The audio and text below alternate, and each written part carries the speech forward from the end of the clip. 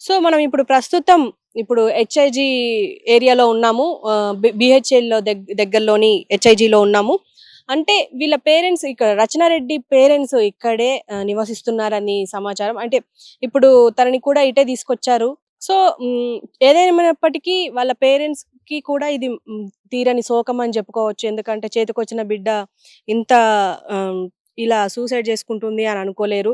కానీ ఏమో ఇది సూసైడా లేదా మర్డరా అనేది ఇంకా క్లియర్ కాలేదు. ఎందుకంటే ఇంజెక్షన్ తీసుకుంది అనేసి చెప్తున్నారు పోస్ట్‌మార్టంలో. మరి ఇంజెక్షన్ తీసుకుందా తను లేకపోతే వేరే వాళ్ళెవరైనా పడని వాళ్ళు ఇచ్చారా అనేది ఇంకా తేలాల్సి ఉంది. మనకు పోలీసులు గాని, ఇతర పోస్ట్‌మార్టం రిపోర్ట్ ప్రకారం కూడా మనకు చెప్పిందేంటంటే ఇంజెక్షన్ తీసుకున్నట్టయితే ఉంది. కానీ అది తనంతట తాను తీసుకుందా? మరి ఎవరు తీసుకున్నారనేది ఇంకా ఒక 2 రోజుల్లో మనకు పూర్తి రిపోర్ట్స్ ఒస్తాయి. అలాగే విచారణ కూడా జరుగుతుంది కాబట్టి ఆ తర్వాత తెలుస్తుంది అనేది అంటున్నారు.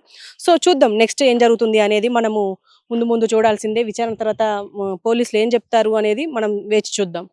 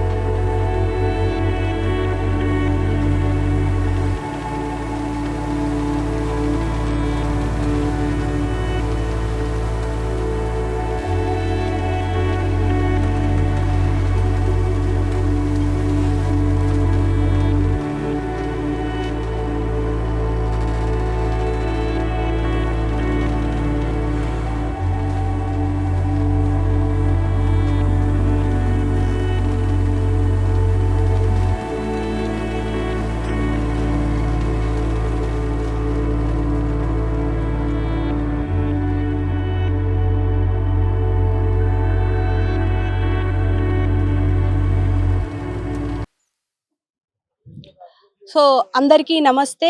ఇప్పుడు మనం ప్రస్తుతం పటాన్‌చెరులోని గవర్నమెంట్ హాస్పిటల్‌లో ఉన్నాము. అయితే రచనారెడ్డి 25 సంవత్సరాల రచనారెడ్డి ఇప్పుడు ప్రస్తుతం పీజీ చేస్తుంది.